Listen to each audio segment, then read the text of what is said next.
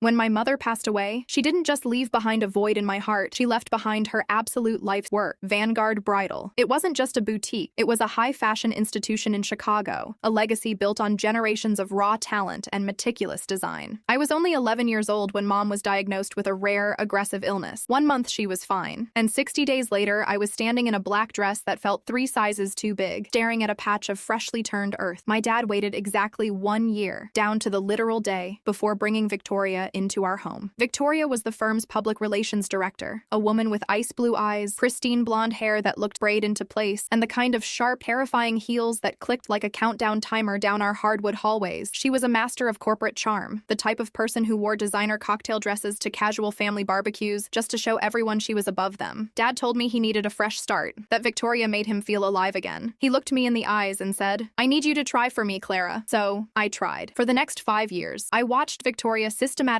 execute a hostile takeover of our entire lives. She didn't just move into our house, she completely erased my mother. I remember carrying heavy boxes of her designer stilettos into the master closet, right where my mom's handmade linen aprons and gardening clothes used to hang. I stood by silently when she remodeled the house, replacing our warm family photos with cold, abstract corporate art that she claimed opened up the space. She even took my mother's historic rose garden, a place where Mom spent hours breathing life into the soil, and paved it over into a sterile, concrete meditation patio because growing things was, in her words, so completely provincial. Through all of it, I became a ghost in my own home. I performed the role of the perfectly grateful stepdaughter. I attended Victoria's high society charity galas, wore the expensive, characterless dresses she picked out for me, and smiled wide for the local lifestyle magazines. Her wealthy friends would always coo about how incredibly mature I was for my age. They didn't see the truth. They didn't see that my maturity was just a survival mechanism, a hard shell built over massive, suffocating grief. Dad was entirely blind to it. He was completely intoxicated by Victoria's social calendar, the elite country club memberships, and the high net worth clients she kept bringing into the firm. Meanwhile, I slept every single night with my mom's old silk scarf tucked deep under my pillow, just waiting for the day it would stop smelling like her. Victoria tried to buy my affection in her own cold way. She bought me expensive jewelry, always pieces she would want to wear. She hosted elaborate dinner parties and introduced me to city executives as our beautiful daughter, though none of those people ever bothered to remember my name. She even set up a highly publicized college fund for me, ensuring everyone at the country club knew exactly how magnanimous she was. But when I faced real, terrifying teenage milestones, when I needed a mother to talk to, Victoria was always far too busy coordinating a corporate retreat. I learned everything from search engines and found comfort only in the quiet company of our aging family golden retriever. The absolute breaking point arrived during my sophomore year of high school. I had been cast as the lead designer for the school's annual charity fashion showcase. It was the first time I had felt a spark of genuine passion since my mother died. I worked 16-hour days sewing, sketching, and pouring my soul into the collection. Opening night was scheduled for a Friday, but 2 weeks before the show, Victoria casually dropped a bomb during breakfast. "Clara, you'll need to skip the showcase," she said, not even looking up from her tablet. "The master shareholders of the investment group are hosting their annual spring gala that night. The CEO is bringing his son. He's an Ivy League legacy. It's an unbelievable networking opportunity for you." My hands started to shake. I looked at my dad, silently begging him to defend me. Dad opened his mouth to object, but the moment Victoria placed her manicured hand firmly on his forearm, he entirely collapsed. He cleared his throat, looked away, and said, "It's just a high school show, sweetie. There will be plenty of others. Focus on the bigger picture." That night, I went up to my room, locked the door, and pulled out a heavy antique mahogany jewelry box my mother had left me. It was the only thing Victoria hadn't touched, mostly because it looked old and lacked any resale value. Inside was my mother's vintage silver charm bracelet, a lock of my baby hair, and a thick, leather-bound journal I had been